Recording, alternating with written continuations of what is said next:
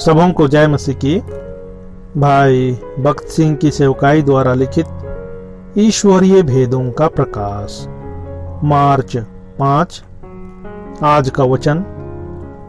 और यहोवा की आत्मा बुद्धि और समझ की आत्मा, युक्ति और पराक्रम की आत्मा और ज्ञान और यहोवा के भय की आत्मा उस पर ठहरी रहेगी।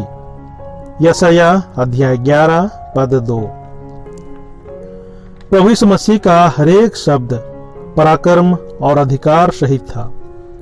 मत्ती अध्याय 7 पद 29, यूहन्ना अध्याय 7 पद 46। तुम में जो निष्पाप हो वही पहले उसको पत्थर मारे। यूहन्ना अध्याय 8 पद 7। ऐसे ज्ञान पूर्ण शब्दों द्वारा वह शत्रु को लज्जित कर सका। कैसा संपूर्ण ज्ञान और कैसा संपूर्ण प्रेम। लूका अध्याय 20 पद 1 से 8 और पद 21 से 26 में देखते हैं कि लोगों ने बड़ी जाल तो बिछाई परंतु प्रभु को पकड़ नहीं सके। एक ही शब्द के द्वारा वे खिसिया गए। ऐसा था उसका दिव्य स्वर्गीय संपूर्ण ज्ञान और ऐसा था उसका प्रेम और अधिकार। सांसारिक ज्ञान द्वारा हम आत्माओं को नहीं जीत सकते। लोगों की धारणा है कि होशियारी, आधुनिक पद्धति और सांसारिक ज्ञान द्वारा जागृति आएगी, परंतु यह संभव नहीं। उसके लिए दिव्य स्वर्गीय आत्मिक ज्ञान और अधिकार और प्रेम की जरूरत है। एक बार मैं पुस्तिकाओं को बांट रहा था। एक हिंदू व्यक्ति को मैंने सुसमाचार का पुस्तक दिया। उसने कहा, यह विदेशी पुस्तक मुझे नहीं चाहिए। मैंने उससे पूछा, इस पुस्तक को आप विदेशी कहते हैं तो आपकी इस सिगरेट के बारे में क्या?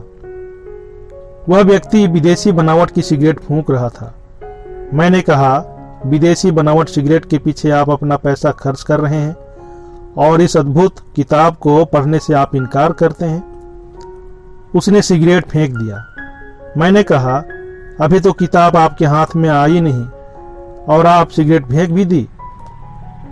आप किताब खरीदिए, आपको बहुत आशीष प्राप्त होगी। फिर से एक बार मैं गाड़ी में सफर कर रहा था। तब एक रोमन कैथोलिक पादरी से मुलाकात हुई। मैं उसे अपनी गवाही देने लगा। जब वह अंदर आया तब वह मुझे सिगरेट देने लगा और मैंने नम्रतापूर्वक उसका इनकार किया। जब मैं गवाही देने लगा तब उसने मुझसे कहा, किस लिए आप अपनी गवाही दे रहे हैं? क्या पूरे विश्व में आप ही एकमात्र मसीही हैं? मैंने कहा, नहीं। जब आप अंदर आए तब आप मुझे सिगरेट देने लगे क्योंकि आपको यह पसंद है। आपको जो अच्छा लगा आपने वह किया। मुझे जो अच्छा लगा वह मैं आपको दे रहा हूं। इससे उसने कहा, ठीक है ठीक है।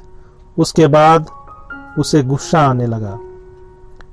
ऐसे सरल उत्तर के द्वारा हम शत्रु को लज्जित कर सकते हैं।